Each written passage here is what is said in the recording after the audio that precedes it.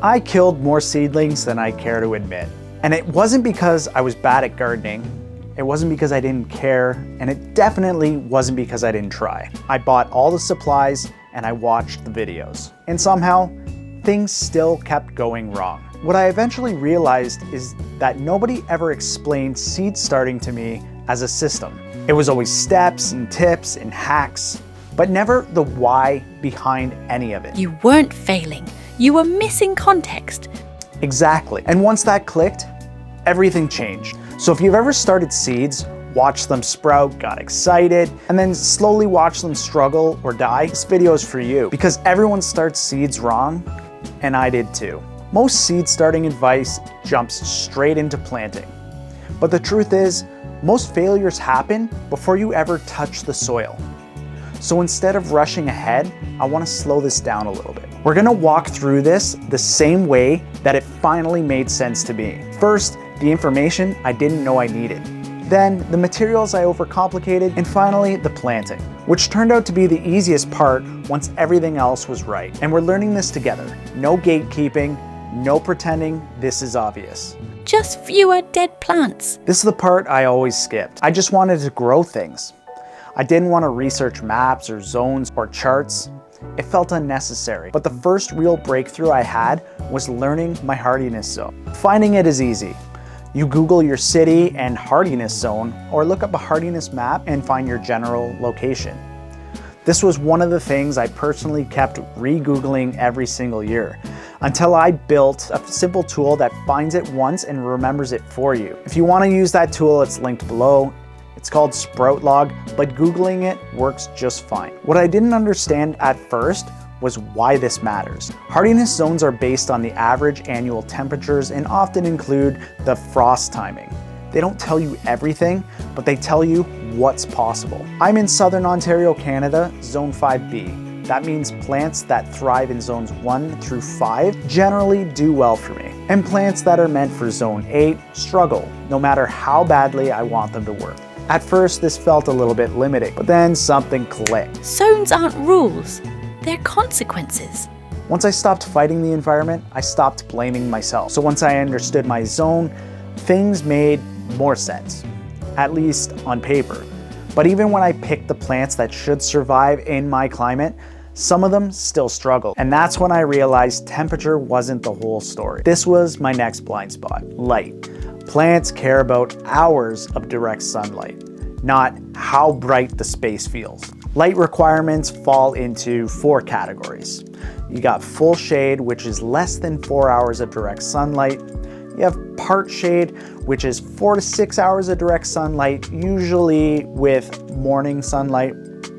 Then you have part sun, which is 4 to 6 hours of direct sunlight with more harsh afternoon sun. And then you have full sun, which is 6+ hours. Once I started paying attention to this, gardening stopped feeling random. With 8 or more hours of light, my peppers and tomatoes thrive. With 5 hours, lettuce just explodes. Same garden, different outcome. Temperature sets the limits. Light decides performance. When I finally understood light, plant selection got a lot easier. Before this, I thought picking plants was about taste or aesthetics. And sure, grow what you like, grow what you want to eat, try new things. But my choices matched my zone and light. Plants stopped feeling hard or easy, they just work. This applies everywhere. Backyards, patios, balconies. Once conditions are matched, success followed. At this point, I finally got confident in what I was growing, but I was still messing up when I grew it. Timing was the silent killer for me. I'd do everything right, just at the wrong moment. This used to be another place where I lost momentum. I'd bounce between seed packets, charts, websites like almanac.com, which are still great references. But instead of rechecking everything every season, I built a tool that combines the location and the plants you want to grow and the current season and turns that into a simple planting calendar you can follow and download for yourself. If you prefer using sites like almanac.com or seed packet charts, that's totally fine. The important thing is having your timing clear before you plant anything. Once you have that information locked in, the rest becomes much easier. That one step removed so much guesswork. Right plant, wrong moment. Once timing finally clicked, I expected things to feel easier. Instead, I hit a different wall because now I knew when to grow, but I had no idea what actually mattered when it came to supplies. Everything felt optional, everything felt expensive, and everyone online had a different must-have list. Information without priorities creates noise. Seeds felt like the obvious place to start. During spring, big box stores and grocery stores make it incredibly easy. Racks of colorful packets, huge variety, zero friction. And that's not a bad thing. Accessibility matters. But what I learned over time is that convenience often comes with trade-offs. Limited varieties, inconsistent germination, and little regional optimization. I tried seed saving and seed swapping too. Seed saving is powerful. It deserves its own video because it lets you repeat success year after year. Seed swaps with neighbors or Facebook groups surprised me the most. The seeds already survived in your climate. I even found swap events at local libraries, which I never would have expected. Local garden centers is another step up. Better quality, more relevant varieties, and fewer "why did this fail" moments. But what finally gave me control was buying seeds online. Reviews mattered, reputation mattered. It let me choose exactly what I wanted instead of settling for what was available. For me, that ended up being West Coast Seeds. I'm a brand ambassador, full transparency, but I was buying from them before that because the quality and the selection were consistently solid. All in all, online suppliers gives you the best variety and quality and lets you customize your garden, and honestly, now is a really good time to order. Choice matters when conditions are specific. Once I stopped blaming seeds, something uncomfortable became obvious. The problem wasn't what I planted, it was what I planted into. Soil is where I made some of my earliest and most frustrating mistakes. I used soil from my yard because it was free and easy. And I paid for it. Pests, mold, disease, all hitting seedlings at their most vulnerable stage of life. That's when I learned an important rule. Indoor seed starting is not the same as outdoor gardening. There are soilless options, but for this video, I'm sticking to the soil-based system. For seed starting, I kept running into three main options: potting soil, seed starting mix, and compost. Potting soil and seed starting mix are very similar. Seed starting mix usually costs more, and in my experience, the difference rarely justified the price. I personally always come back to a good quality potting mix. Compost alone never really worked out for me. Some people swear by it. If that's you, amazing, but it wasn't reliable in my setup. What really helped was understanding what mixes are made of. Cocoa coir or peat moss for moisture retention, perlite or vermiculite for airflow, and compost for the nutrients. Once I understood that, the mystery disappeared. That's also when I realized I can make my own mixes, cheaper, customizable, and actually know what my plants were experiencing. Let me know if you want a separate video on a DIY mix. You stopped chasing labels and started understanding ingredients. Once soils made sense, containers stopped being confusing. They stopped being a purchase decision and started being a function decision. I started with whatever I had around the house. Bowls, cups, random containers. They worked until they didn't. Drainage is a non-negotiable. Once I accepted that, DIY options became fun instead of frustrating. Pop cans, water bottles, milk jugs, milk cartons, yogurt cups, toilet paper rolls, the list goes on. Used nursery pots were a huge upgrade and basically free if you ask friends and family to save them for you. From there, I experimented with seed trays, seedling trays, shallow and deep root seed trays, and self-watering system. None of these were required. They were tools, and tools only matter when they match how you grow. The best container is the one you understand. At this point, I thought I was done buying things. I wasn't. Light humbled me. I don't have access to a sunny window. I grow in a basement. So I tried everything. Regular household lights, cheap Amazon Blurple LEDs, the red and blue ones. While they did work, they produced suboptimal results and they looked god-awful. I'm not one to suggest spending your hard-earned cash, but here I make the exception. If you need supplemental light, spending money on high-quality, full-spectrum LED grow lights is worth it. I've bought 2 so far, both around $200 to $300, and I've not regretted it for 1 second. The first grow light I bought was the Mars Hydro. It performs amazing. The only downfall is it isn't exactly nice to look at. The second is by Soltech Solutions. Soltech makes some of the best looking lights on the market in my opinion, but definitely comes with a premium price tag. The advantage is it looks good anywhere with superior performance and lots of options. Lastly, 3 optional upgrades dramatically improve your results. First, a germination or heat mat. It warms the soil to the ideal germination temperature, especially helpful in cooler spaces like basements. Second is a fan. Any old fan works, but I prefer the oscillating ones. It simulates outdoor wind and encourages stronger stems. Third is a timer. You can use it with the lights, the mats, the fans to automate everything and act as a fail-safe when life gets a little too busy. Nobody likes being left in the dark, your plants included. Systems don't guarantee success. They reduce risk. Once materials stopped fighting me, planting stopped feeling stressful. And that surprised me the most. Up to that point, planting always felt like a moment where you could ruin everything in seconds. Like one wrong move and the whole process was over. But something unexpected happened. Planting turned out to be the calmest part of the entire process. That usually means the system is finally working. Before I ever put soil into a container, I had to unlearn another habit. I reused containers all the time, but I didn't clean them. When seedlings failed, I blamed the seeds or the soil or the timing. I never considered what might already be living on the container itself. Simple, warm, soapy water is usually enough, but some people go as far as diluted bleach or vinegar soak, especially when reusing older pots. Once everything was clean and dry, it finally felt like I was starting from a known place instead of guessing. The next thing that changed everything was how I handled soil moisture. I used to plant seeds into dry soil and then water them afterwards.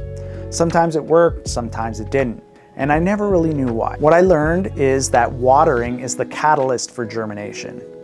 It activates enzymes inside the seed itself. So instead of guessing, I started pre-moistening my soil. I'd grab a bucket or a boil, add some dry soil, and slowly mix in the water. Not until it was muddy, just moist enough to hold together when squeezed. Once I started here, germination stopped feeling random. When filling containers, I used to pack soil down tightly because I thought firmness meant stability. What it actually meant was restricted airflow. Now I fill gently, tapping the sides or the bottom of the container to settle the soil without compacting it. Roots need contact, but they also need oxygen. That balance mattered more than I realized at the time. Planting depths was another place I used to overthink things. Most seeds only need to be planted in about 1 centimeter, roughly half an inch deep. Some even less. Planting too deep was one of the quiet failures.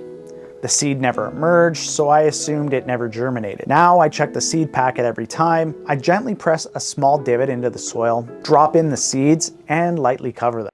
If a seed can't reach the surface, it never gets a chance. I also stopped trusting one single seed. Not because seeds are bad, but because germination isn't guaranteed. At this stage, redundancy isn't waste, it's planning. Watering was one of the biggest breakthroughs for me.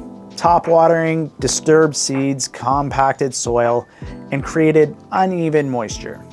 Bottom watering changed everything. I placed my planted container into a tray or bowl of water and let the soil absorb what it needed from below. Once moisture reaches the surface, I remove the container. This creates moisture throughout the soil, encouraging the roots to grow downward. When seeds started emerging, I had to learn patience. Some sprouted quickly, others took their time. That wasn't the problem. The problem was how I reacted. I hovered, I adjusted, I interfered, and that usually made things worse. This is where consistency mattered more than intervention. Thinning was the hardest step emotionally. Cutting healthy seedlings felt wrong, but leaving them crowded caused slow, invisible failure. Once seedlings had some size, I chose the strongest one and cut the others at the soil level with scissors. No pulling, no root disturbance. Crowding is a slow failure. Airflow finally made sense here. Gentle movement strengthens stems, reducing mold and algae and discourages pets. I used a fan for a couple hours a day. If you don't have one, gently brush your hand over the top of the plants a few times a day. It kind of does the same thing. From there, my job became simple. Water consistently, watch for disease or legginess, and wait until the plant out dates I researched earlier. And that waiting felt different than it used to. It felt earned. And then there was the one last trap I didn't even know existed. Because once seedlings were finally strong and the plant out date finally arrived, I assumed I was basically done. I thought I could just take them from a warm, controlled little indoor world and drop them outside like, congrats, you live here now. That didn't go well. The first time I did it, the plants didn't die dramatically, they just gave up. Leaves got pale, edges got crispy, growth stalled, and I couldn't understand because technically I'd done everything right. But what I didn't realize is that seedlings aren't just adjusting to temperature, they're adjusting to real life. Indoor light is gentle. Indoor wind is basically non-existent. Indoor sun doesn't exist. It's just light. Outside is full force sunlight, wind, cold nights, and dryness. The seedlings feel that shock immediately. That's what hardening off is. It's not a gardening ritual, it's not a fancy trick, it's just giving your seedlings time to build tolerance before you ask them to survive the outdoors. You're not moving them outside. You're training them for outside. Exactly.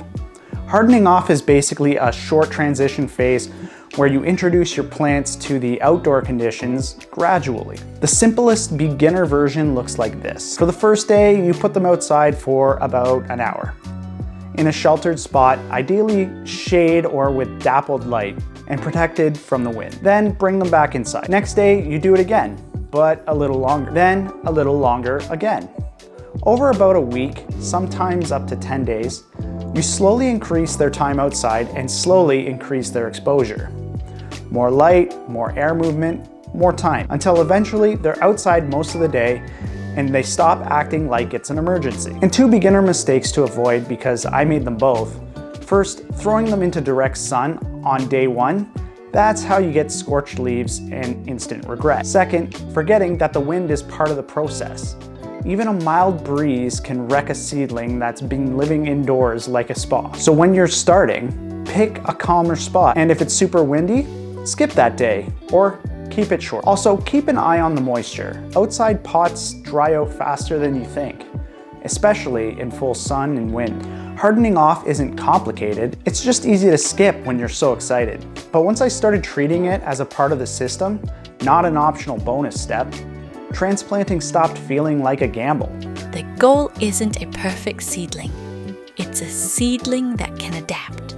And once I understood that, plant out day stopped being scary. Looking back, none of my seed starting failures were dramatic. They were small misunderstandings stacked together. We're gonna go into a deep dive on some of these topics, and you can click the video here on hardiness next to get more information. If you made it this far, you didn't just learn how to start seeds. You learned how to think about seed starting as a system. If you want help applying all of this to your own garden, grab my free tool in the description. It lets you create your own planting calendar specific to your location with the plants you want to grow. Plus a simple readiness checklist that ties everything here together.